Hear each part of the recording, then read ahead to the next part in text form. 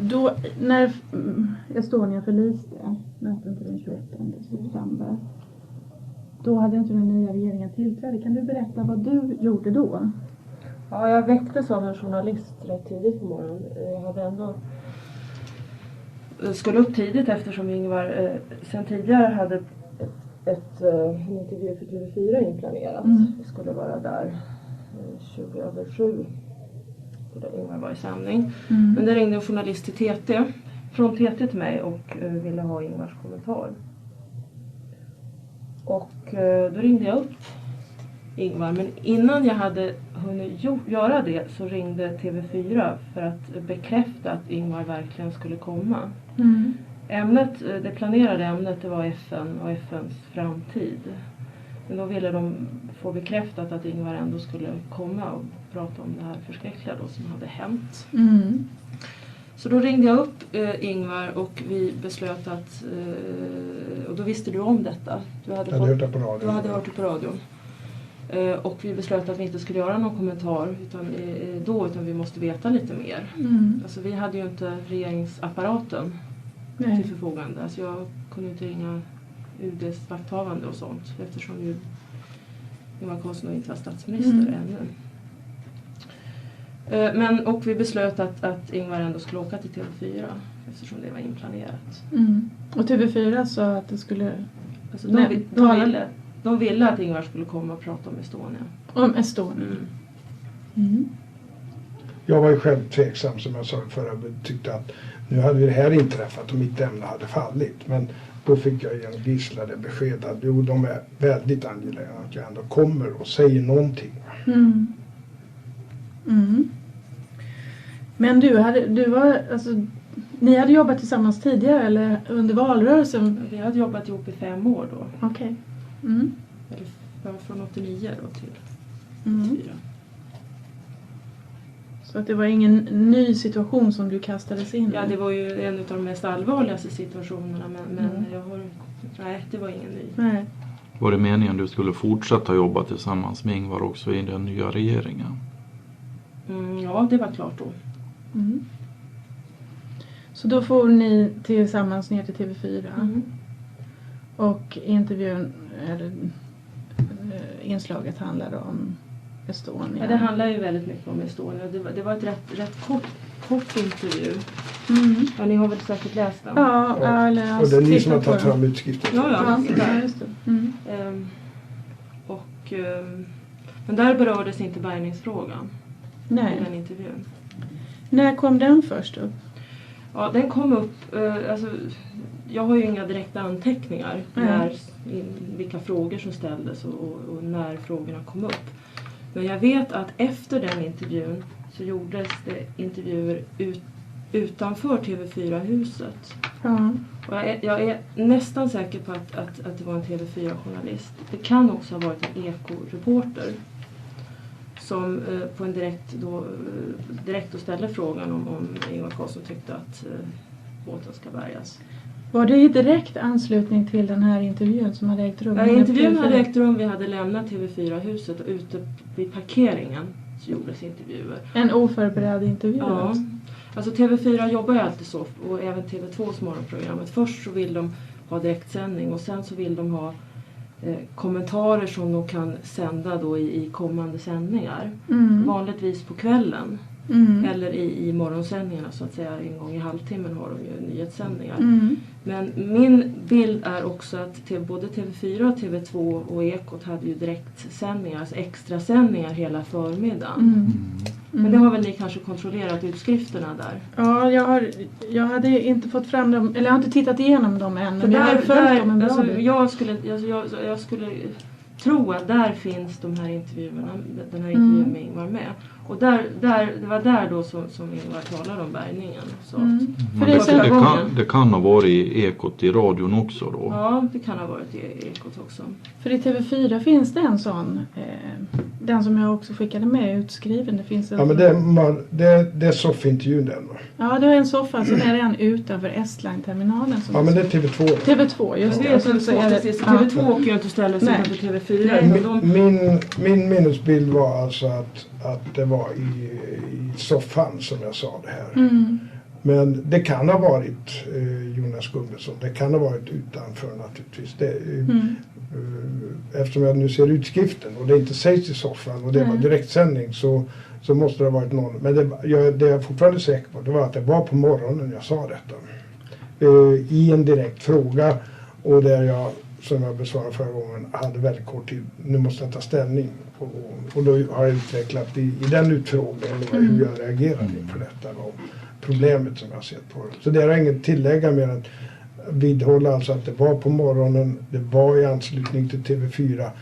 Det behöver inte ha varit soffintervjun utan det kan vara i de intervjuer som gjordes direkt på när jag gick ut från soffan och där fanns journalister inklusive TV4-journalister. Vad hade du för information då innan du behövde ta det här ställningstagandet? Ja, jag hade ingen information egentligen.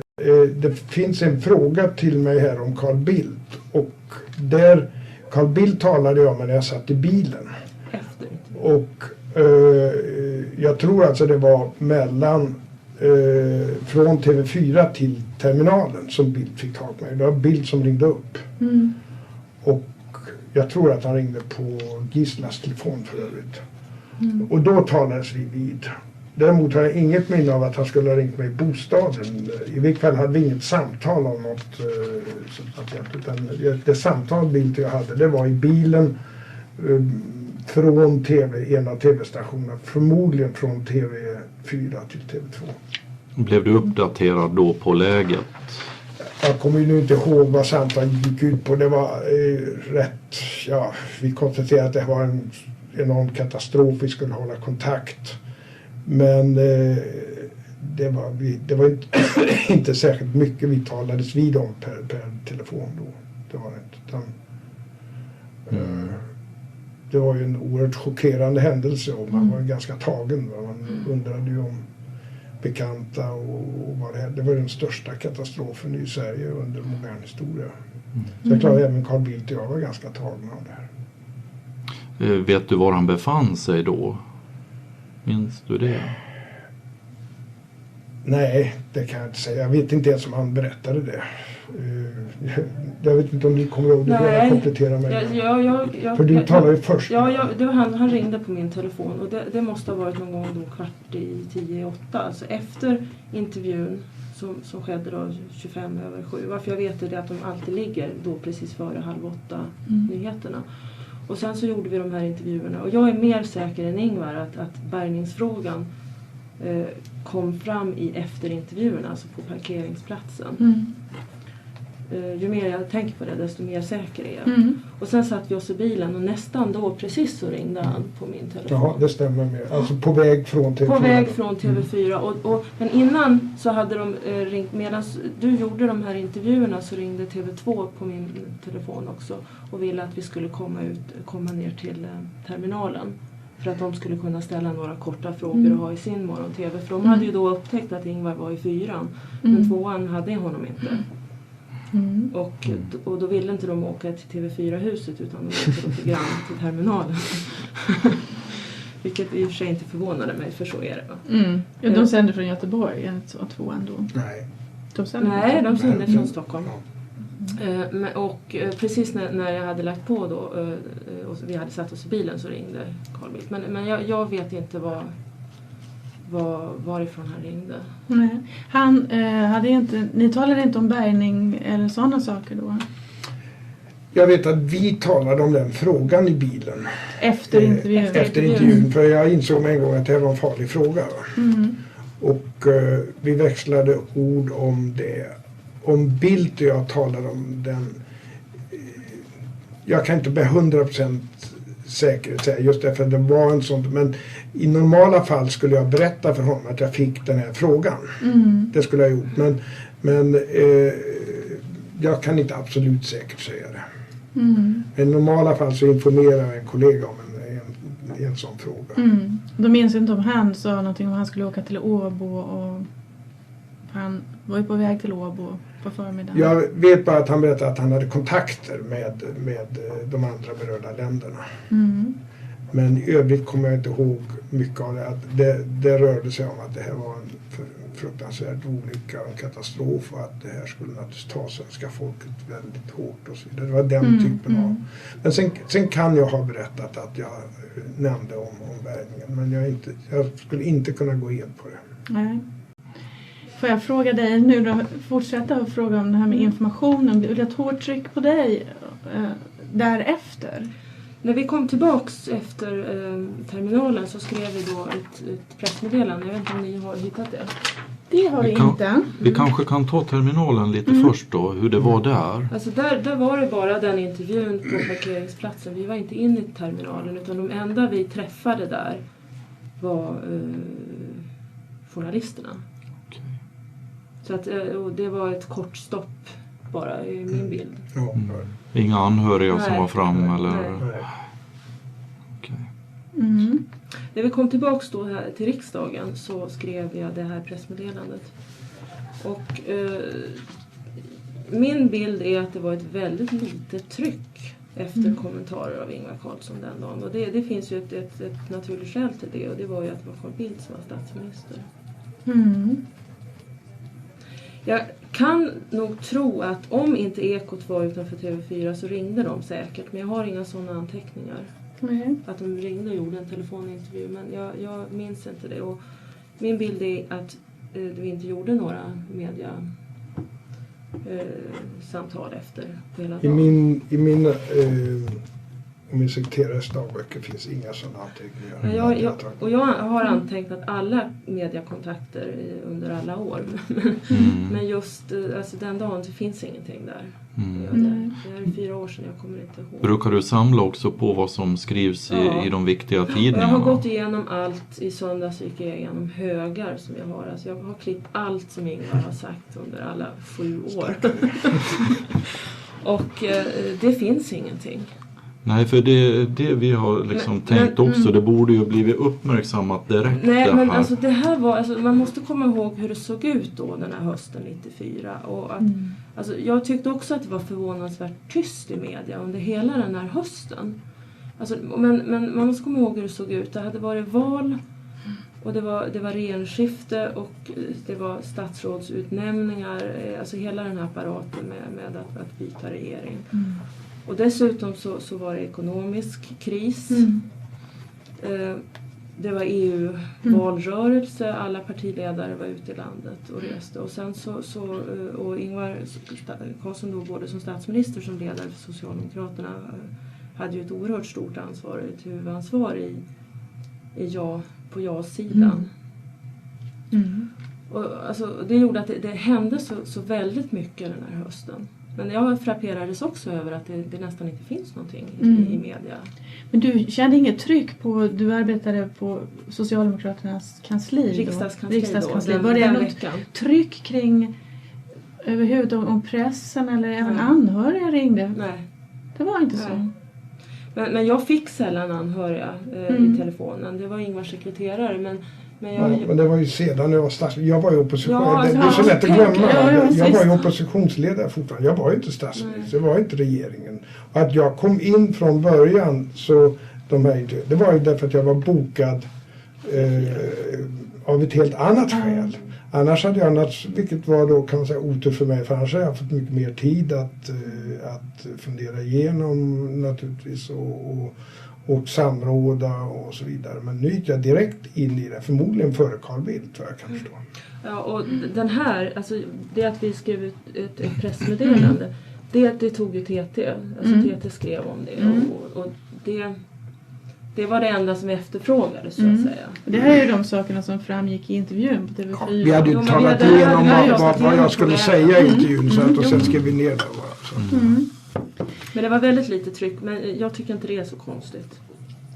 Eftersom då det fanns en annan statsminister. Ja. Det här kommitté för att höja säkerheten, var det någonting som du hade talat med någon annan om då? Eller var det någonting du planerade i alla fall att genomföra om det inte hade varit gjort innan när du tillträdde? Eller? Ja, jag var ju tvungen då när jag var på väg till TV att tänka igenom vad säger man? Vad är det för jag förstod jag skulle få någon fråga på det här med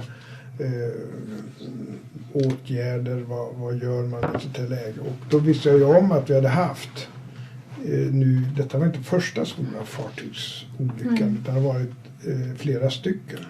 Och då var det naturligt att säga detta att vi måste ju se över säkerhet. Det är inte acceptabelt att man inte kan åka över Östersjön och mellan Norge och Sverige och så vidare, Norge och Danmark och känna den osäkerheten. Carl Bildts uttalande som han gjorde då i Finland om att omhänderta kroppar. När fick du veta att han hade gjort det? Jag hörde det inte då i alla fall, men det någon gång under dagen förmodar jag. Ja. Men jag hade inte hört det när jag gjorde mina uttalanden. Uppstod det någon dialog mellan er när ni pratades vid om just den här frågan om bärgning och omhändertagande? Nej, inte något djupare den dagen. Alltså var ni någon gång liksom oense i dem? Nej. Jag kan inte erinra mig någon gång att vi hade några delade meningar. Det gäller ända fram till beslutet om efter etiska rådet att inte bärga. Det var total enighet då. Och vår gemensamma första reaktion, och det tror jag faktiskt 99% av människor som reagerade den dagen, vi måste få upp fartyget.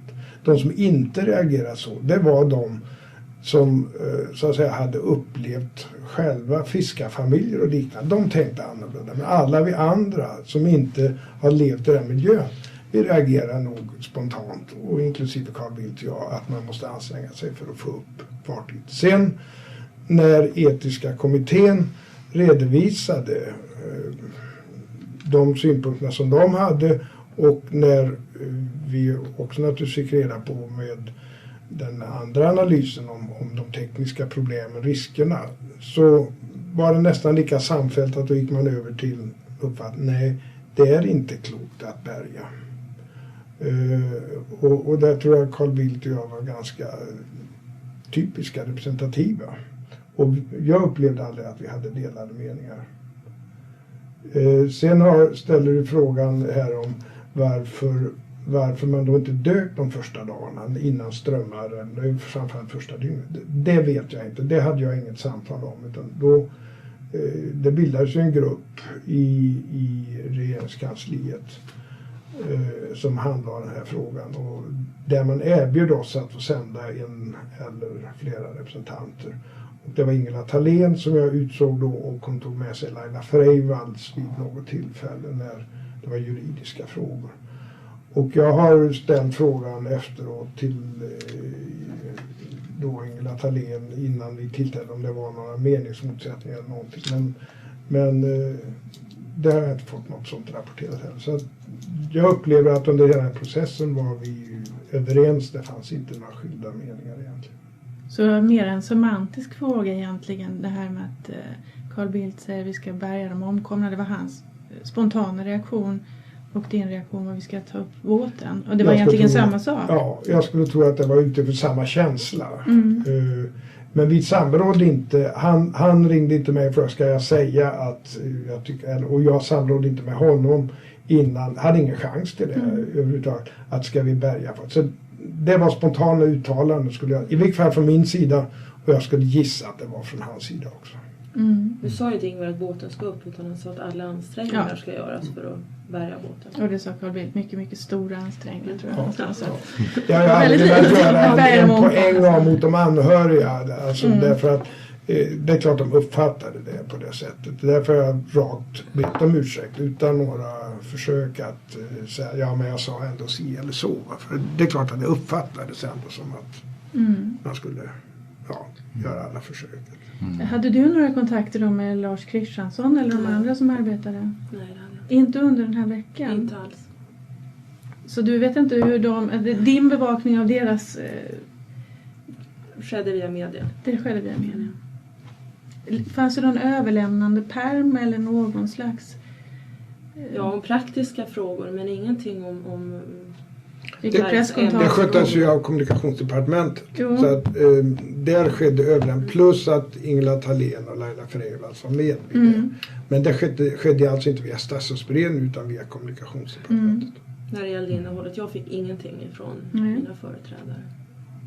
Jag tänkte Carl Bildt och dina kontakter här då efter morgonen när ni hade det här samtalet. Hade ni kontakter och vad talade ni om? Ja, sen skedde ju inte mycket utan de tillsatte ju då undersökningen. Och då var det ganska naturligt att under tiden den satte igång att arbeta så skulle man inte göra några kontakter eller ta några nya ställningstaganden. Utan nästa tillfälle sen, det var ju inför att vi fick den första rapporten. Blev du tillfrågad om hur din åsikt var om vad man skulle vidta för åtgärder, att man skulle skicka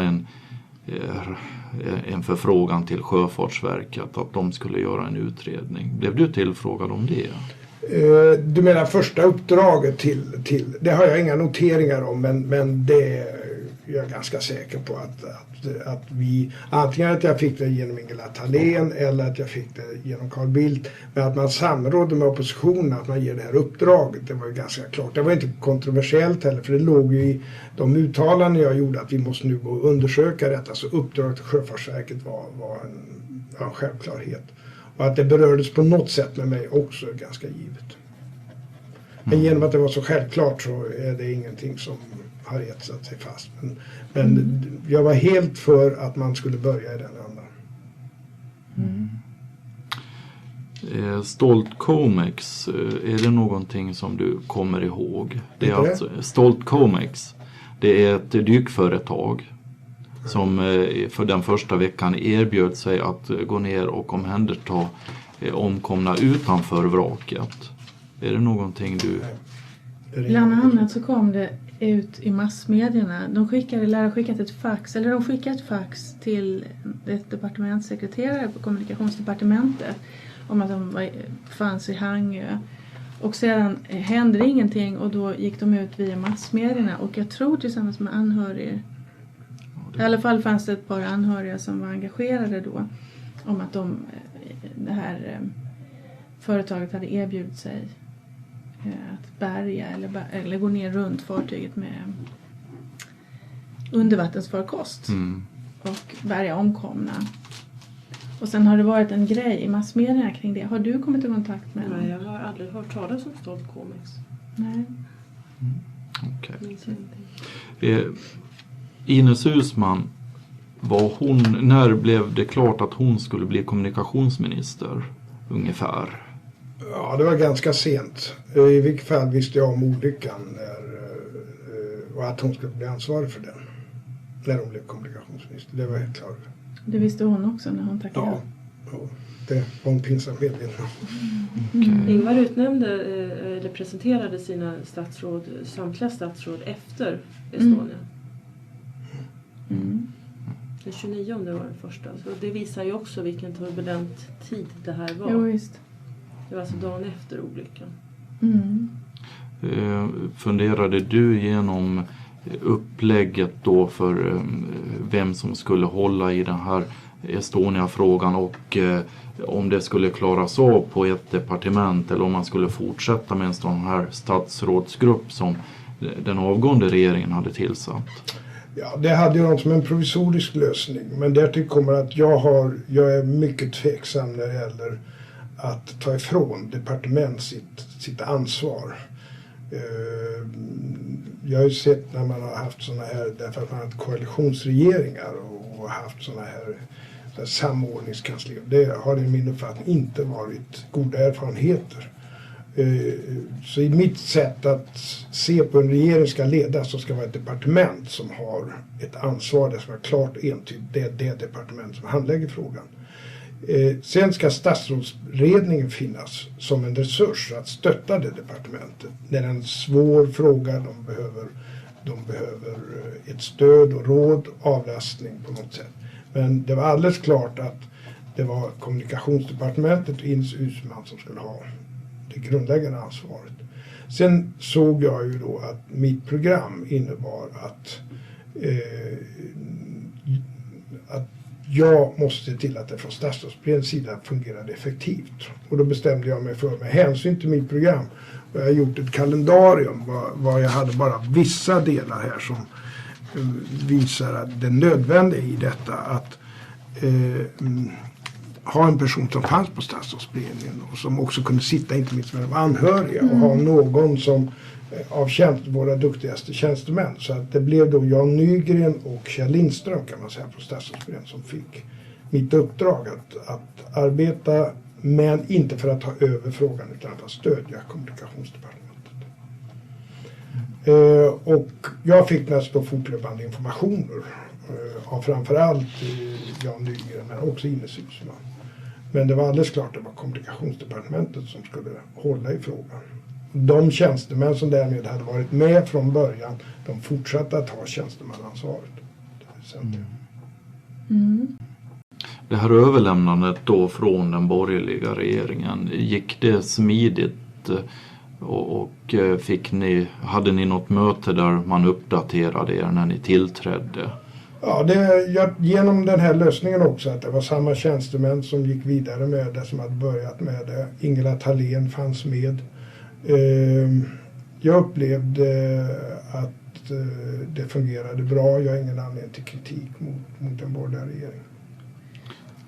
På informations- och presssidan hade ju mycket skötts från statsrådsberedningen under den första veckan under den borgerliga regeringen. Medan sakfrågor hade pressmeddelanden i sakfrågor gått ut från kommunikationsdepartementet.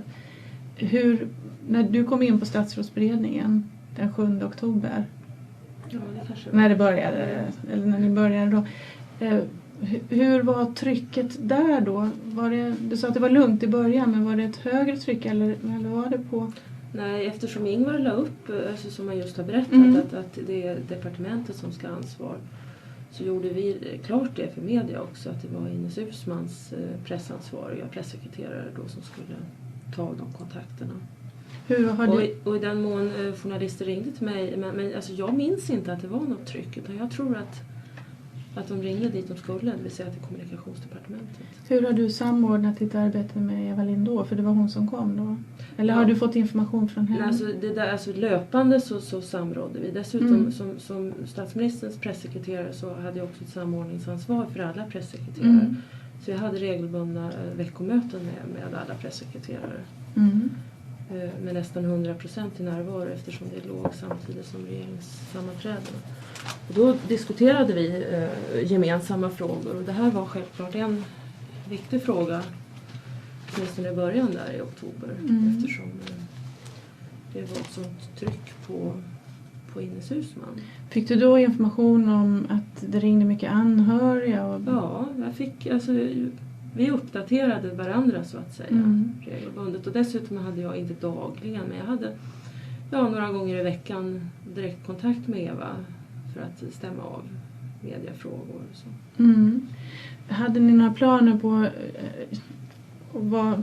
jag förstår att det inte gick att dra några långtgående planering eller göra någon långtgående planering kring hur frågan skulle utvecklas under tiden som det var. Men ändå fanns det några riktlinjer för hur bemöter vi anhöriga, hur slussar vi samtalen, hur kan vi göra, eller hur?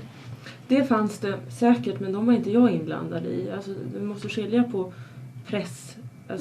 pressrelationer och anhörigrelationer. Alltså det fanns väl andra på departementet, på kommunikationsdepartementet som hade hand om de anhöriga. Det hade ju inte min kollega så att säga. Hon säger till oss att hennes telefon har ringt oavbrutet. Och det har varit mycket men de hade ju, de utsedd sen, det är möjligt att det var så i början och det kanske var så även sen. Men de utsåg ju en person sen på departementet. 28 november. Jaha, var det så sent? Okej.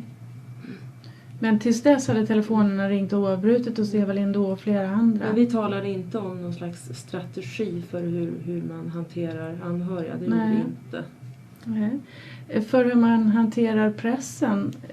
Jag förstår att ni har en professionalism som ger en strategi för det. Men i den här specifika frågan, eftersom man redan innan Birgitta Wallström kom i november så hade man ju i pressen börjat ställa anhöriggrupper så att säga emot varandra.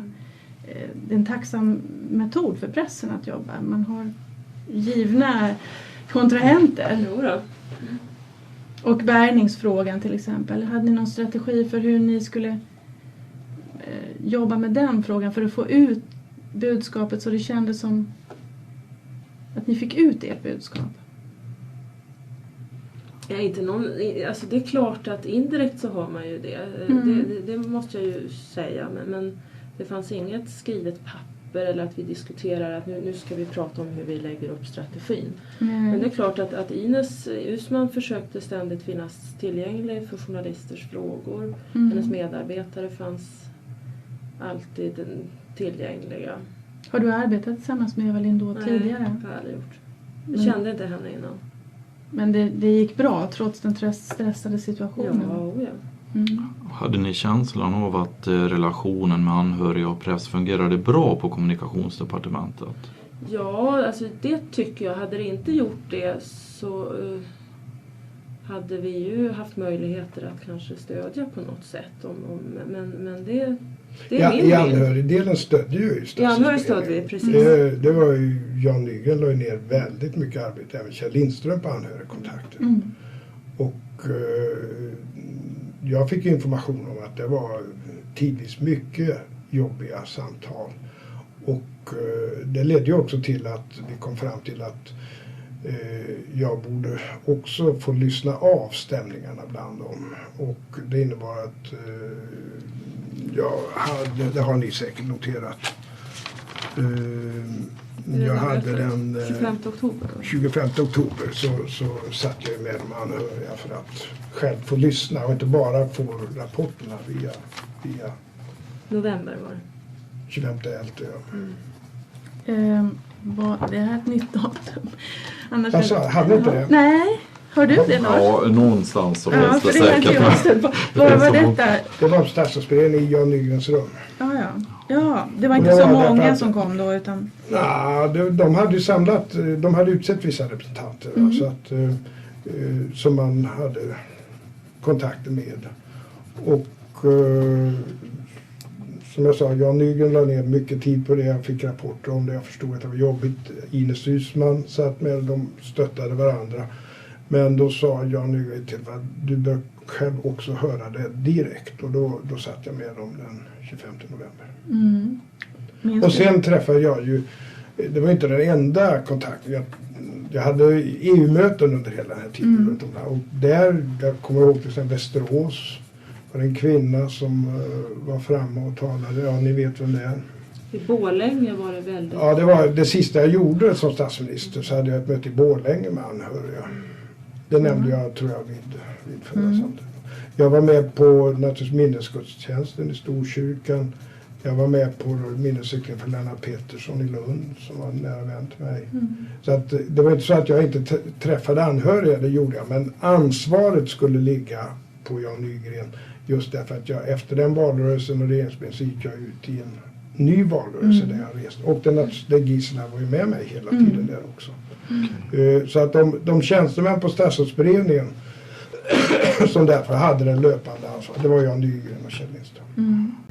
Mötet då med anhöriga representanter på statsrådsberedningen, har du något minne av det? Ja, alltså bilden var ju väldigt klar att det fanns det var väldigt upprört och förtvivlade människor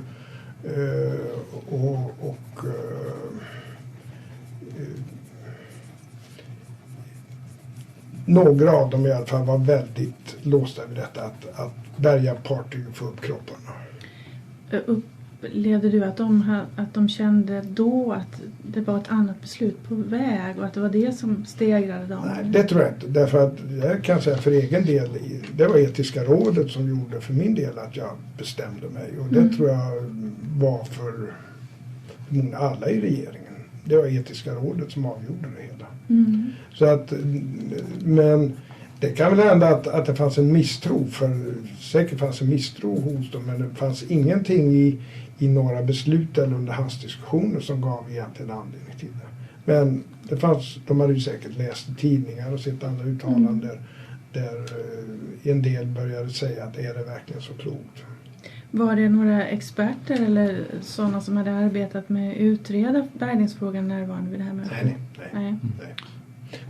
Jag hade ju förutsatt inte kontakter med vare sig den tekniska utredningen eller etiska rådet under den här perioden. Det sköttes från kommunikationsdepartementet? Ja, om det överhuvudtaget var kontakter med dem så jag ansåg inte att jag som statsminister skulle gå in och ha några kontakter med dem.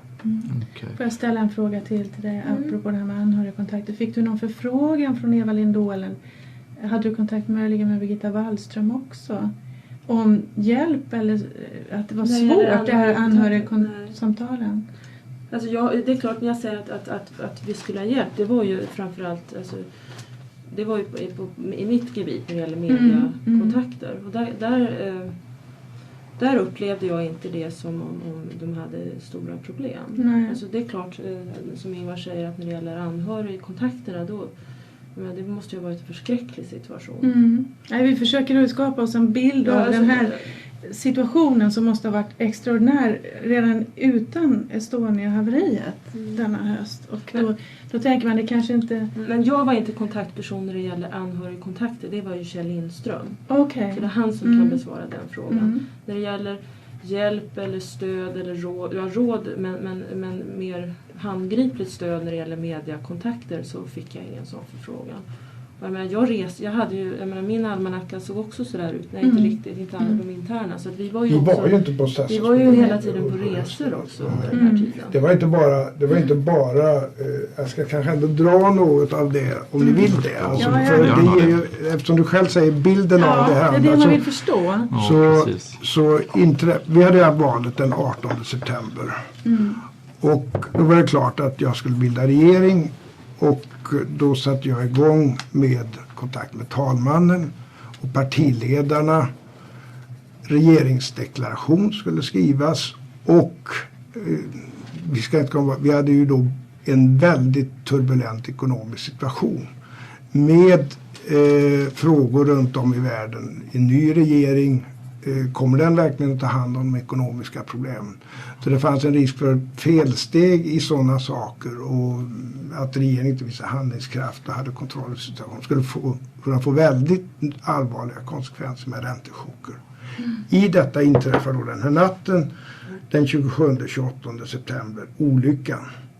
Redan den 29 och 30 5 oktober så var jag ute och presenterade nya statsråd. Vi gick vidare med regeringsdeklarationen och den 1 oktober då var jag nere i Göteborg, det invigdes operan där. Den 2 oktober var minnesgudstjänst i Storkyrkan. Ja, du behöver inte skriva allt det, jag drar igen det. Den 3 oktober då var upprop i riksdagen, då höll jag talet som ålderspresident. Den 4 oktober så var riksdagens öppnande med allt vad det här innebär. Den 5 oktober presenterade nya statsråd och den 6 oktober valdes jag till ny statsminister. Den 7 oktober så var regeringsdeklaration och presentation av regeringen och konselj. Jag hade möte med alla utländska ambassadörer och jag hade EUs president Santer på middag. Det var den 8:e regeringen. Vi hade hel dag med nya regering på Bommersvik. Och sen från, kan jag säga, den 12 oktober hade vi partiledardebatt. Och sen den 13, då började jag resa. Fram till 13 november, alltså en dryg månad. Då reste jag och hade möten över hela Sverige. Och det var i detta som det här låg. Och som statsminister så hade jag alltså ett extremt ansvar, inte bara för att bilda en ny regering och med att det var i en ekonomisk situation som var väldigt farlig för landet. Och sen skulle det vara en ny valrörelse. Direkt på en folkomröstning där jag själv hade ett stort ansvar och kände det ansvaret. Och jag visste att det skulle bli väldigt jämnt mellan ja och nej. Och det är klart jag var tvungen då att prioritera medlemskapet i EU. Den frågan kom inte tillbaka inom rimlig tid i alla fall och den låg framför oss. Och det var därför som jag då sa att i det läget jag såg detta att Jan Nygren skulle gå in. Men sen kom då 14 oktober var jag i Berlin. 15 oktober var kommissionsmöte med FN-kommissionen i Genève. 17 oktober officiellt besök i Norge. Nu statsminister måste besöka de nordiska huvudstäderna annars blir det där. 18 oktober då hade vi statsrådsgrupp om Estonia som Janne Nygren skötte med partiledaröverläggningar sedan efteråt. Bildt och jag hade då en debatt i riksdagen 14. Förmodligen så anslöt vi till partiledaröverläggning klockan 15 om debatten var slut då. Så har du ett minne av att du var med på de här partiöverläggningarna?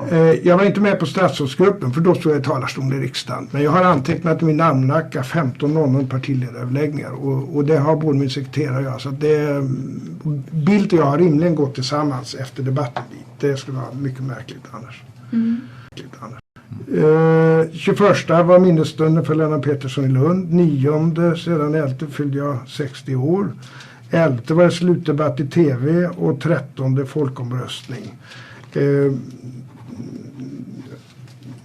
Sen hade vi, innan det här var över så hade den 25 hade jag de anhöriga. 30/11 var officiellt besök i Danmark. 4, 5, 6 var ESK-möte i Budapest. Jag måste vara med.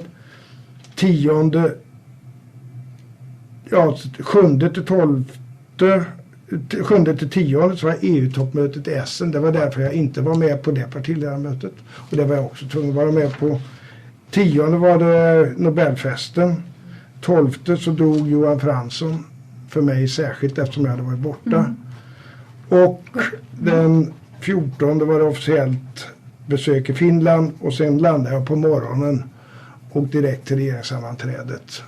Och sen direkt till riksdagen och redovisade. Och då har jag utelämnat alla vanliga riksdagsgruppmöten och uppvaktningar och sånt här. Men jag bara vill dra igenom det för att visa att Estonia, det kan man inte säga till anhöriga, kanske inte begära den förståelsen. Men det är klart, för mig så var denna enorma katastrof en bland väldigt många svåra uppgifter jag skulle handlägga under den här perioden. Jo, man får en viss bild. Så det är därför jag vill gå igenom det. Jag har sen om ni vill gå igenom någon gång så har jag mina dagböcker där det står mina arrangemang. Men bara den här uppräkningen ger kanske en bild av. Och på detta var, jag kom till på en ställa frågan till Gisla. För Gisla var med mig på praktiskt allt detta. Och det är därför vi var tvungna att ha andra tjänstemän. Och trycket låg inte på media utan trycket låg på de anhöriga. Och naturligtvis att vi skulle ha en bra handläggning av frågan. Och det var där Jan Nygren och Kjell Lindström hade sin uppgift. Men jag upplevde inte heller uppföljning av den här första morgonen utan det jag fick frågor på det var de här andra sakerna.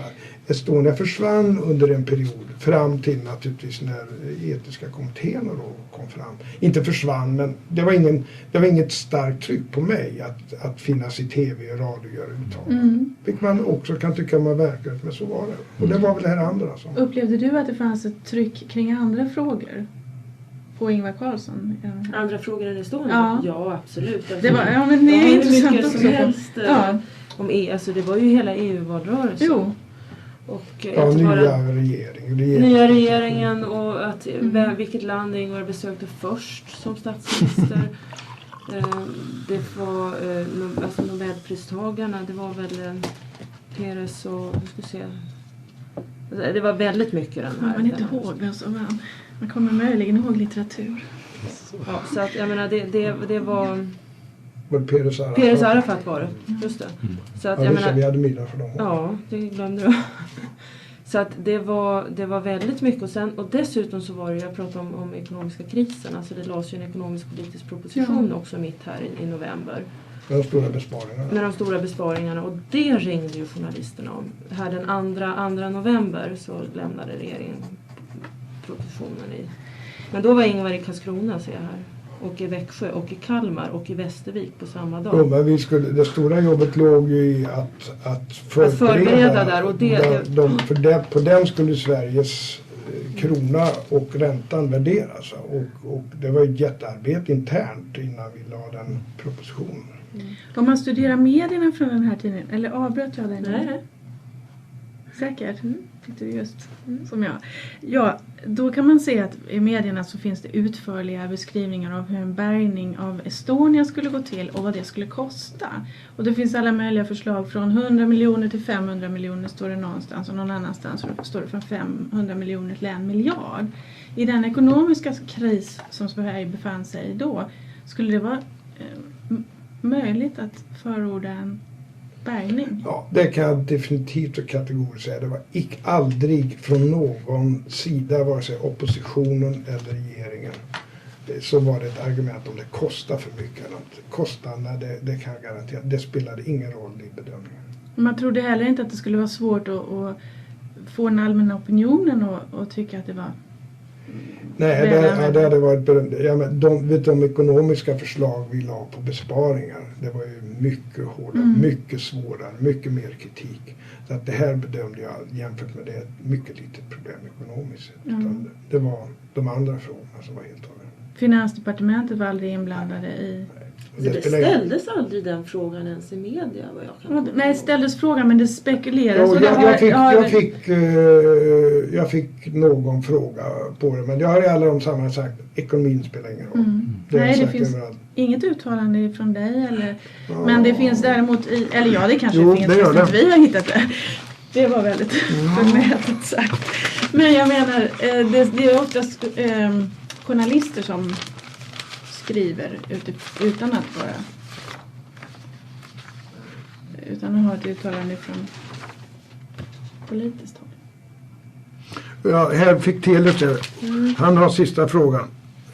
Oavsett vad det kostar att bärga fartyget. Och då säger jag är beredd att förorda att även om det kostar väldigt mycket så ska jag försöka det. Det var det. Och det var min, alltså, jag kan ge absolut bestämt besked. Ekonomin betydde det fick kosta vad det kostade. Om jag går tillbaks till den här partiöverläggningen den 18 oktober. Jag förstår att det är svårt, men har du något minne av vad som avhandlades då? Ja, det var ju att vi skulle tillsätta de nya kommittéerna. Och att vi skulle vara överens om att det var ett rimligt sätt att hantera frågorna på det sättet. Det var det som vi skulle... Hade du då innan det här fått någon föredragning av Johan Fransson? Jag var inte med när han lämnade över det hela, men vi har något vi kallar lunchberedningar. Alltså regeringen träffas på lunch varje dag i princip. Och den här frågan var ju uppe vid flera lunchberedningar. Det ni ser på allmän beredning har fått uppgifter om. Det är en form. Sedan information om vad den första rapporten innehöll. Och Ines Uusmanns förslag om vad vi skulle göra. Och då diskuterades till exempel tillsättande av en etisk kommitté. Och jag hade naturligtvis också samtal med Jan Nygren och Ines Uusmann under hand. Men mitt minne är att vi dessutom hade en lunchberedning om detta och blev överens, vi som då inte hade varit med vid det första tillfället. Den 18 ska det ha varit en föredragning av olika människor. Johan Fransson, rättsmedicinare, polisen. Var du med på det? Eller hade det varit... Carl Bildt och jag han hade en fråga till mig i riksdagen. 14.00. Ja, och därefter, när den var slut, så är mitt minne att Bildt och jag tillsammans gick över och var med om den partiledaröverläggningen. Och vi lyssnade då också på de här föredragningarna. Okay. Men det är ingenting som du minns av det här? Av de föredragningarna?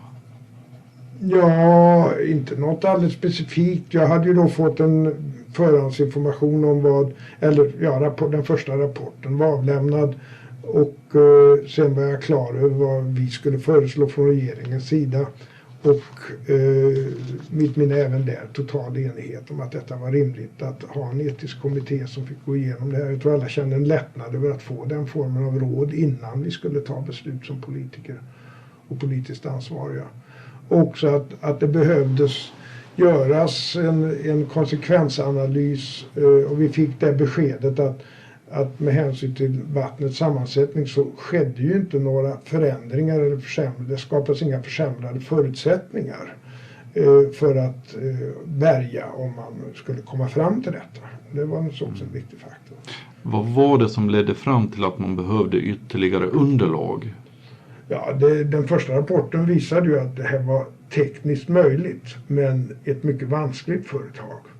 Och det kommer också fram att alltså, till och med kunna vara riskabelt i vissa avseenden.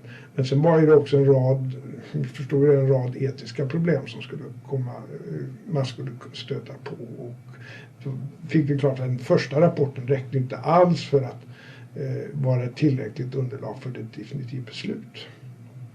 Jag kommer ihåg var i svårigheterna låg. Ja, det låg att den första rapporten sa att det här är tekniskt möjligt om jag ska sammanfatta den, men det kan vara ett ganska riskabelt företag, det är förenat med en lång rad andra problem som de inte hade hunnit analysera. Och vi kom då mycket snabbt fram till att det behövdes dels en bättre teknisk genomgång av konsekvenserna av en bärgning, också en grupp som kunde bedöma, helt bortsett från tekniken, de etiska problemen i sammanhanget. Men de etiska problemen, givet att man går tillväga på det här sättet, eller de etiska problemen kring hanteringen av hela frågan, alltså var det av omkomna? Ja, av omkomna och... Alltså vad skulle det etiska rådet ha för grund för sitt arbete? Skulle de ha just fallet Estonia och de här konsekvenserna ett arbete skulle medföra? Eller skulle de ha mer övergripande, hur etiskt hanterar man sådana här frågor överhuvudtaget med omhändertagande? Etiska rådet skulle arbeta med syfte att ge oss ett underlag för beslut, bärgning eller inte bärgning. Så det var ju inriktat på fallet Estonia. Sen kan man rimligen dra en del generella slutsatser av det, men syftet var ju att ge oss ett råd. Ska vi bärga eller inte bärga Estonia?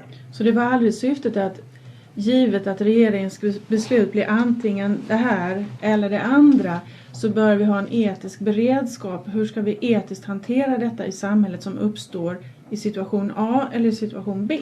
Ja, i båda fallen så skulle man, hade det etiska rådet till exempel kommit fram till en annan slutsats, nämligen att bärga, så hade de rimligen gett oss ett underlag för att hantera den situationen också.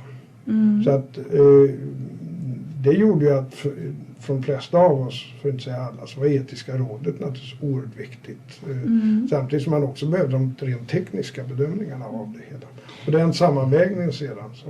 Men på mig låter det som att det är ingen sammanvägning kvar, utan det etiska rådet ska göra bedömningen utifrån vissa tekniska konsekvenser som en bärgning skulle medföra. Då ska de göra den etiska bedömning, bärga eller inte bärga. Vad finns då kvar att göra en sammanvägning av? Ja, till att börja med så skulle vi ändå göra en bedömning, tycker vi att de har kommit fram till en rimlig åsikt. Det var ju regeringen som hade det slutliga ansvaret.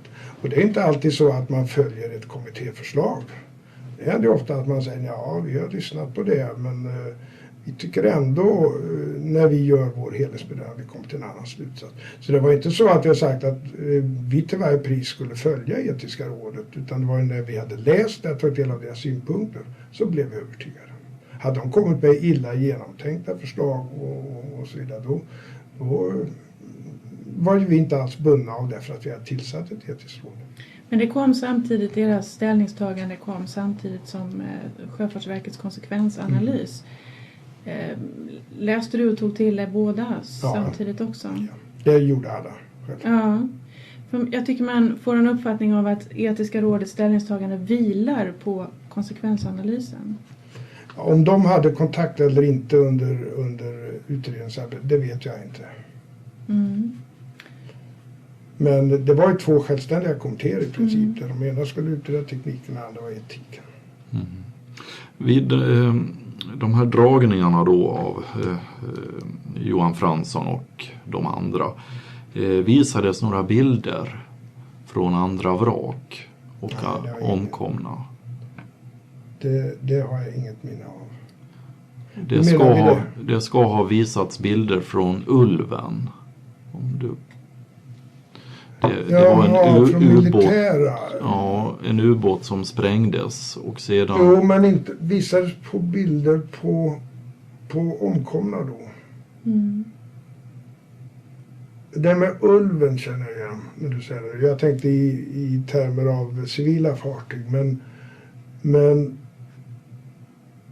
Ulvens förlisning har jag sett under den här perioden. Om det var Johan Fransson eller någon annan, men jag har sett bilder från Ulven, ja. Det kan ha varit i media och det kan ha varit i något annat sammanhang, men jag har sett bilder från det. Men inte, jag förknippar det inte konkret till den föredragningen. Man kan inte utesluta att det var då. Du har inget bestående intryck av att du blev påverkad av bilderna eller något sånt? Nej, det kan jag inte påstå. Inför, nu kanske jag hoppar lite i tiden, men det är bara för att kolla en uppgift. Inför beslutet om att etiska rådet skulle tillsättas, var det någonting som du talade enskilt med Ines Uusmann om? Eller var det vet det är omöjligt för mig att säga säkert. Jag vet bara att vi talar i regeringskretsen om det och blev överens om det. Men om hon gjorde det först eller Jan Nygren eller båda, det är omöjligt för mig att komma ihåg. Du hade inga kontakter med dem i alla fall? Med etiska råd? Nej. Inte inför tillsättandet av dem? Hur var det med rekommendation av lämpliga ledamöter? Ja, det diskuterar vi både i regeringen och med oppositionen. Ja. Men det sköttes av kommunikationsdepartementet. Det var de som var beredningsansvariga. Men självfallet blev jag tillfrågad både om att tillsätta och jag var med om diskussion om personer. Bra, då är vi framme vid... Hur långt har vi kommit i tiden med? Ja, vad det är... Ja, dykningarna som genomfördes av Sjöfartsverket inuti Estonia. Blev du kontaktad, tillfrågad på något sätt angående det här? Nej. Däremot ingick ju det uppdraget att göra. Men... Hade man talat om det redan då, innan man gav uppdraget? Det vågar jag inte säga säkert, men det var ju rimligt att man för att genomföra sitt uppdrag gjorde vissa dykningar för att titta på förutsättningarna. Det reagerade jag inte emot. Men jag har svårt att tänka mig att man speciellt tillfrågade mig om man fick göra det. För det ansåg jag låg i deras uppdrag. Kostnadsfrågan, det minns du inte om det kom upp eller? Nej, kostnadsfrågorna spelade ingen roll. Det här med att gå ner och dyka och titta på de omkomna och röra vid dem. Det slog det aldrig att det kunde vara en etisk fråga redan där. Att man då kanske borde omhänderta och ta upp dem man kunde. Ja. Nej, men det låg ju i detta att vi skulle först, innan vi vidtog några ytterligare åtgärder, så skulle vi, och som så att säga låste oss i en viss situation, så skulle de 2 utredningarna göras klara. Så uppdraget var att de fick inte sätta igång och påbörja processen. Utan de skulle ges ett underlag för att bestämma vad som skulle ske och inte skulle ske. Och vi hade fått besked om att vi tar den tiden på oss, ändrar ingenting saken. Bärgning skulle i så fall komma att äga rum, tror jag man har sagt, någon gång under våren, några maj månad eller någonting sådant. Och vi fick de beskeden att att vi väljer de här utredningsformerna, det innebär inte att vi låser fast oss i någonting, utan då har vi handlingsfrihet. Men där låg ju också att man inte under den här processen skulle börja vidta åtgärder av det ena eller andra slaget. För dig var frågan, skulle man kunna omhänderta vissa, eller vad bereddes det framförallt för att det skulle ske en bärgning av fartyget så att alla i fartyget kunde omhändertas? Ja, där hade jag inte någon förutsatt mening. Jag hade sagt på morgonen, gjort mitt uttalande. Sen bestämde jag för, nu säger jag ingenting mer innan vi är framme vid ett beslut som är definitivt. Och jag tog under resans gång inte någon som helst ställning till om man då skulle välja att bärga kroppar eller man skulle bärga fartyget eller man skulle behandla det som en gravplats. Utan då vill jag se alla argument för och emot. Kände du till att man upptog videofilmer inifrån vraket? Ja, det tror jag skrevs i media om det. Efteråt, ja. Kände du till om någon beslutsfattare på politisk nivå såg de här filmerna i samband med eller före beslut? Det tror jag inte, men det vet jag inte. Frågade någon efter att få se dem? Och kände du själv ett behov av att få se? Nej, jag kan inte säga säkert om någon frågade om filmerna. Men vi hade ju då de här partiledarna. Om någon ställde den frågan då till Johan Fransson till exempel. Det var han som skulle svara på det. Jag får nog hänvisa till Johan Fransson om han fick någon sån fråga. Jag kan inte erinra mig att någon ställde den frågan. Kände du något behov av att se filmerna för att kunna bilda dig en uppfattning själv?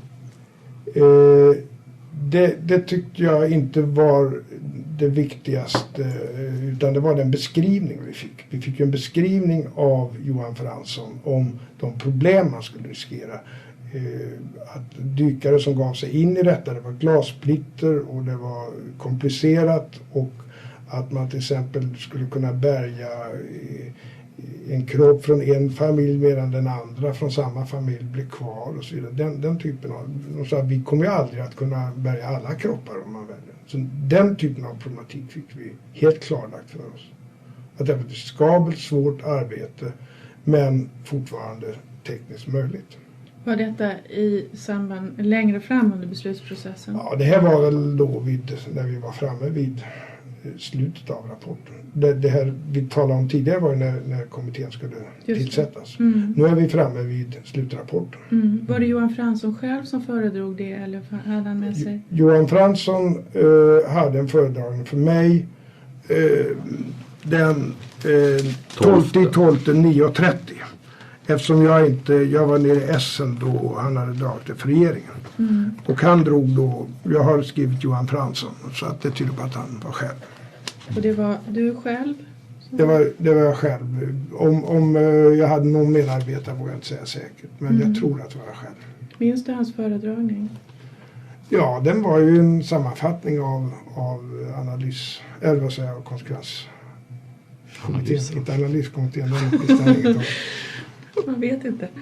Och det var ju för att jag skulle då vara uppdaterad inför partiledarmötet som jag skulle leda det sammanträdet. Och när bestämde du dig och när bestämde sig Socialdemokratiska partiet för en ställning? Ja, det var efter detta sammanträde. Det formella beslutet det tog vi den 15/12. Men innan det så hade vi från den 12:e den tiden, redan då under partiledardebatten, så skulle jag vilja säga blev det ganska klart var man stod. Var det mycket diskussioner? Ja, det var det, men inte delade meningar. Men det är klart att trots att det då, man kan säga att det inte var delade meningar, så innebar ju det inte att man inte tog allvarligt på det. Det gjorde man i allra högsta grad. Det är ju en väldigt svår fråga det här. Och vad var anledningen till att det inte var delade meningar? Ja, det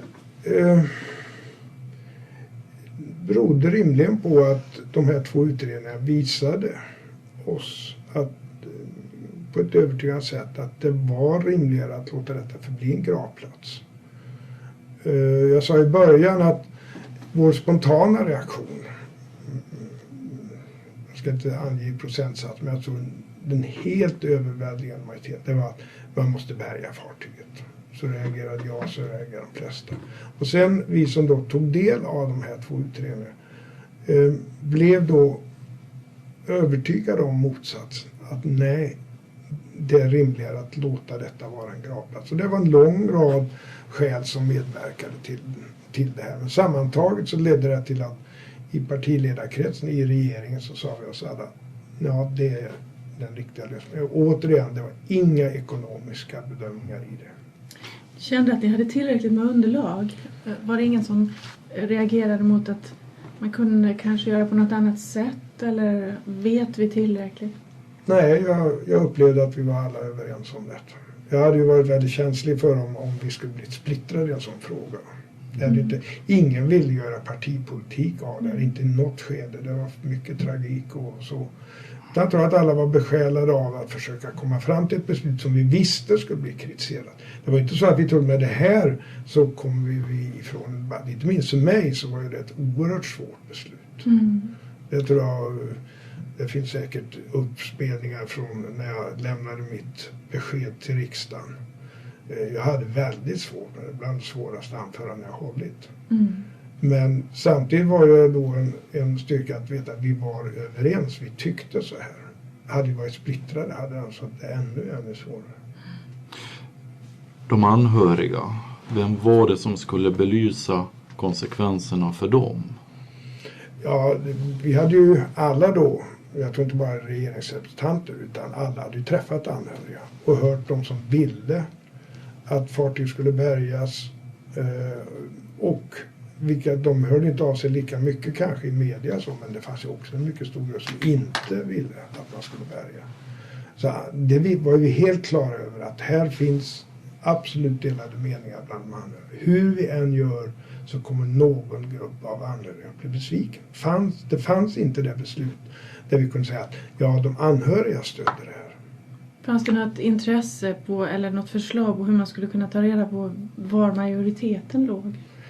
Ja, alltså, dels principiellt så tycker jag inte att man kan fatta majoritetsbeslut i sådana frågor. Då hade vi inte behövt göra de här undersökningarna. Då hade jag bara kommit ut med en enkät. Sen är nästa fråga,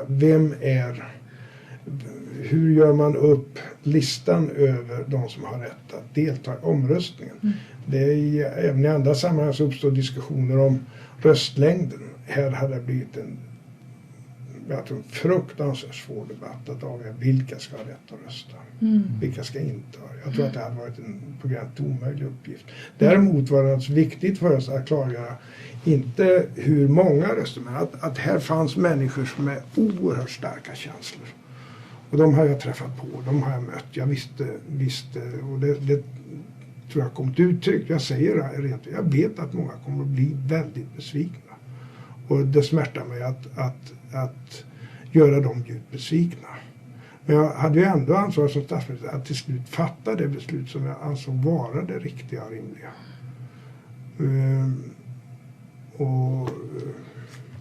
Men jag visste att det skulle kritiseras och bli kritiserat under kanske inte så här lång tid. Jag hade trott att det skulle ta slut så småningom.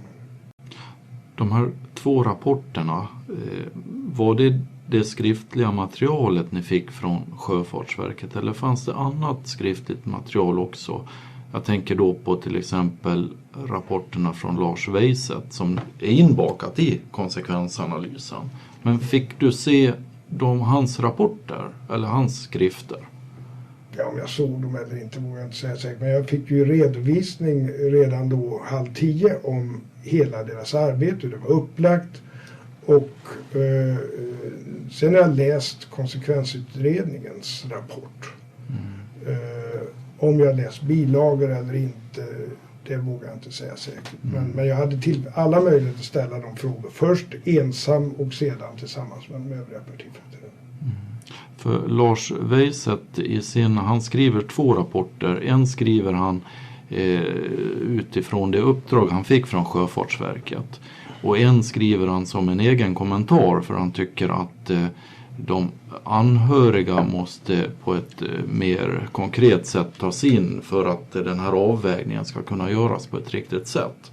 Och i den rapporten där har han ställt upp ett schema för beslutsfattarna för att beslutsfattarna enklare ska kunna komma till en ståndpunkt.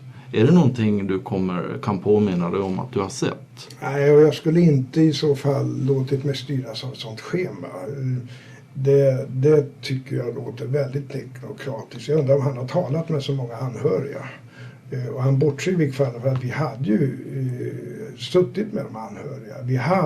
Jag bara påstår, vi visste och inte minst jag själv visste mycket väl hur det här skulle komma att uppfattas av en stor grupp anhöriga. Vi var inte på något sätt dåligt informerade om detta. Och jag hade mött det i anhöriggruppen, jag hade fått det rapporterat, jag hade träffat anhöriga ute i landet. Jag kände sådana anhöriga till sådana som var omkomna, nära bekanta till mig. Så det var jag väl informerad om. Visste du då också hur andra olyckor, tidigare katastrofer hade påverkat anhöriga? Ja, jag hade träffat anhöriga till exempel från den här olyckan utanför polska kusten. Jan Hevelius. Ja, Jan Hevelius, ja. Hade du något samtal när du kommer in på den med Emil Svensson, tror jag, kommandören? Inte Emil Svensson utan med anhöriga. Men jag vet inte, hade han någon anhörig där? Nej, men han var involverad i det och han var med till Finland första dagen med Carl Bildt. Ja. Och han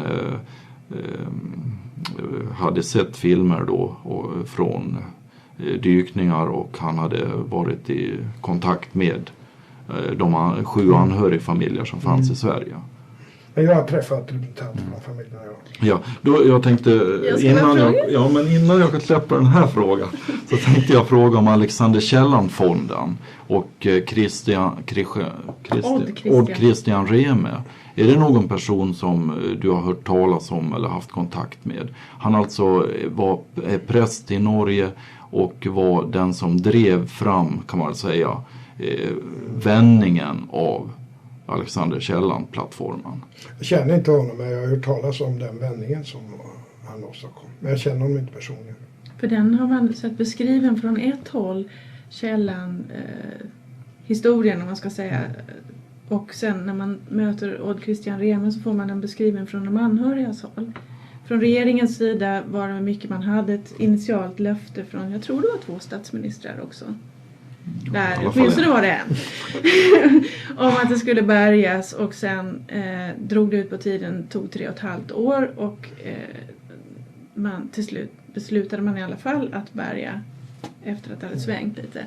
Och från regeringens sida säger man att det var ingen lyckosam historia, för man fick i alla fall inte veta orsaken till haveriet. Medan de anhöriga då enligt Odd Christian Rehme säger att det var lyckosamt för de 5 familjer det handlade om. Ja, för samtliga anhöriga. Trots att alla inte fick hem sina omkomna. Men jag tänkte fråga dig då. Inför det här beslutet i bärgningsfrågan så ordnades det ju runt om på polisstationer i landet att anhöriga skulle få informationen på ett sätt och media skulle få något senare. Kan du berätta om detta? För jag antar att du var involverad. Ja, nej, alltså jag var inte involverad. Det var Kjell Lindström. i media, men inte i, alltså jag vet, alltså Kjell och jag, vi satt ju rätt nära varandra, så jag vet ju vad han sysslade med, men jag var inte involverad i detta. Nej. Jag vet att det ansågs väldigt, alltså vi la väldigt stor vikt vid att informera de anhöriga direkt. Att de inte skulle få information via media utan att det skulle bli direkt information. Det pratar vi väldigt mycket om, och hur det här skulle kunna äga rum och så. Det var en rätt stor apparat, vet jag, som Kjell Lindström höll i. Så det får ni fråga om. Det gör vi också. Men jag tänkte mera mediadelen, eftersom de är så... Ja, alltså mediadelen, det var ju, alltså alla visste ju om att beslutet skulle komma på tisdag eller på torsdagen. Jag minns inte om det var spekulationer i tidningarna, i media dagarna innan. Om det var så var det i alla fall ingenting som vi kommenterade. Utan alla journalister, riksmedia fanns i riksdagen när Ingvar Carlsson höll sitt anförande, och det faxade också vi ut. Sen var journalisterna utanför. Det var väldigt stort, och så fanns de utanför, så vi hade en informell pressträff efter ditt anförande, som vanligt, som det alltid är i riksdagen. Men det var helt okontroversiellt. Ligger det i din fråga att det skulle vara kritik från media att de fick reda på det i efterhand? Nej, det är väl... någon sån kritik mötte inte jag. Nej, det är mer för att vi har fått en beskrivning av Kjell Lindström hur han la sig vinn om att de anhöriga skulle få informationen först, och sen blev det något fel att det gick ut information till medierna först. Gjorde det? Ja. De anhöriga... Ja, men det var väl via de här faxen som kom pressen till del. Och så, eller i alla fall TT och nyheterna gick ut med det innan vissa anhöriga hade fått. Ja, men det var nog de här spekulationerna då i så fall. Nej. Det där vet inte jag någonting om. Aha. Nej. Alltså jag vet att när Ingvar hade hållit sitt anförande, då skickades det ut. Det gick inte ut i förväg. Det gjordes. För det finns anhöriga, och det bekräftar ju Kjell Lindström för oss, att det finns anhöriga, inte minst i Lindesberg, som på väg till polisstationen då de skulle få sin information. Det var så alltså att man skulle faxa ut det här, och så att till polisstationer ute i landet, så att de anhöriga skulle få del av beslutet innan man gick ut officiellt med det. Så förmodligen innan du gick upp i talarstolen. Det kan finnas en förklaring till det, och det kan ju vara det att TT under tiden som Ingvar Carlsson stod i talarstolen skickade ut detta, och att det då precis var så att lokala... Eller att en polisstation som fick det i förväg lämnat till en journalist. Ja, så kan det också vara. Men att det skulle vara någon miss från våran sida, det kan jag dementera. Det var det inte. Nej, det var Kjell Lindström själv som sa någonting. Det har vi faktiskt inte pratat om. Utan men alltså vad jag tror det är att TT under tiden som Ingvar stod i talarstolen snabbt skrev några rader så som de alltid gör. Och att det kanske råkade bli så att då fick någon lokalstation kunde få med det i någon sändning snabbt. Titta, var inte det direkt sen? Mitt var direkt sen. Ja, men just det. Men då kanske det var så då. Utan de anhöriga skulle få det på polisstationerna före. De skulle ha någon halvtimme eller någonting. Ja. Eller om det var till och med mer, det vet jag inte. Men att man skulle i alla fall ha den marginalen. Man skulle få veta det först innan medierna hade och kunna hinna sätta sig så att säga. Men då kanske det var någon miss någonstans då att det blev försenat, fördröjt på Lindesberg. Ja, men det där jag var inte inblandad i det så att det kan inte ge någon besked. Nej. Ja, jag tänkte återkomma till det här med ställningstagandet. Jag har ju skrivit här lite grann om det. Det fanns ju då de här löftena. Och sedan fanns det ansvars- och orsaksfrågorna som låg i ena vågskålen också.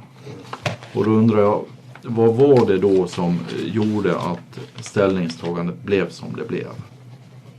Ja, det var för min del och jag tror för flera etiska kommitténs argumentation. Det måste ha varit svårt när man en gång har gått ut med, alltså löfte det sätter jag inom citattecken då, eftersom man kan ju tolka det på olika sätt, men det måste vara svårt att ändra någonting sånt. Ja, som jag sa så var det mycket svårt. Men jag ansåg att det var riktigt att göra det. Samtidigt har jag i förra utfrågningen, jag vet, det har ni väl tagit del av kanske, jag inte upprepar detta, sagt att jag har bett om ursäkt för att jag sa så som jag gjorde på morgonen. Men kvar står ju frågan. Om jag hade den morgonen stått och sagt det vet jag inte om man ska bärga fartyget. Vilken reaktion hade vi fått? Hur hade detta drabbat dem? Det hade blivit risk för panik bland anhöriga. Eller om jag hade sagt ännu värre. Nej, jag anser inte om jag hade så att säga att en fiskarbakgrund eller hade ett fartyg ligger där det ligger. Jag tror det hade blivit en oerhörd reaktion mot detta. Så fortfarande nu när jag sitter med facit i hand när frågan ställdes så har jag svårt att säga vad bör man svara på den frågan. Det är inte alldeles självklart vill jag säga. Det är alltid lätt att kritisera att man har sagt att en sak och inte står för den och att man ändrar den. Men även så är det i efterhand väldigt svårt att säga vad ska man svara vid ett sådant tillfälle i en sån extrem situation. Skulle en analysgrupp kunna komma fram till någonting som skulle göra det mer konkret i en annan situation? Kan du se att det finns någon sån? Alltså varje situation är unik och det är väldigt svårt att säga. Det är naturligtvis viktigt att man funderar igenom och ser om man kan ge råd för fortsättningen. Men jag har också sagt att jag själv nu när jag sitter i efterhand och analyserar detta så har jag väldigt svårt att hitta det rätta svaret. Det är lätt att framföra kritik mot det svar som Carl Bildt och jag gav. Men om man försöker sätta sig in i den här morgonen, tillbaka till den morgonen och ger ett annat svar och så försöker sätta sig in i vad hade reaktionerna blivit då? Vilka konsekvenser hade det fått? Hur hade det drabbat enskilda människor i den kanske allra svåraste situationen? Då är jag fortfarande inte säker på vad svaret är. Och vad hade anhöriga sagt efter? Ja, redan från början så visade ju den som svarade att han inte hade engagemang. Han sa nej, jag vet inte. Om han åtminstone hade gett uttryck för några känslor, en omedelbar reaktion. Om han hade gjort det, då hade vi trott på honom nu när han säger att det ändå de här skett. Men han visste från början att han inte är engagerad, att han inte förstår hur vi upplevde det. Så att, ja. Men det är klart att ni måste fundera över detta, det förstår jag. Övertäckning blev ju också ett beslut. Minns du när den frågan väcktes? Ja, det var väl redan av etiska kommittén. som sa att man måste skydda, det måste finnas en gravfrid och den tekniska lösningen låg då i någon form av övertäckning. Togs kontakter med Estland eller Finland i samband med övertäckningsbeslut? Alltså Ines Uusmann hade kontakter hela tiden och hon flög över till och med tror jag, till Estland och gick igenom. Och även där upplevde Finland engagerade sig inte alls på samma sätt som Estland och Sverige. Men som vi upplevde det, men av naturliga skäl. De var inte drabbade alls på samma sätt som Estland och Sverige. Men i det här avseendet så upplevde jag att vi var överens om att gravfriden och att den skulle tekniskt åtgärdas. Jag har fått en uppgift om att det förekom en demonstration i Tallinn mot övertäckning. Är det någonting som du känner till? Det gör jag i vilket fall. Vi gick ju på vad regeringen för. Alltså vi kan inte gå på en grupp demonstranter i så fall utan vi måste gå på den representativa demokratin. Och där fick vi besked om att de var överens med oss om hur vi skulle hantera det hela. Jag har inga mer frågor tror jag. Nej, då tänkte jag bara dykningarna då som en anhörig ville genomföra. Blev du involverad i dem? Var det någon som frågade? Det var då efter beslutet om gravfrid. Då skulle allt sånt avvisas. Det var ett brott mot gravfriden i så fall. Lagen och överenskommelsen var fattad men den hade inte trätt i kraft. Och lagen om gravfrid hade ännu inte trätt i kraft heller. Vilka medel man använder sig av, det får man nästan diskutera. Men från regeringens sida och från förmodade riksdagspartiernas sida så var det givet att vi vill uttrycka då att från början respektera gravfriden.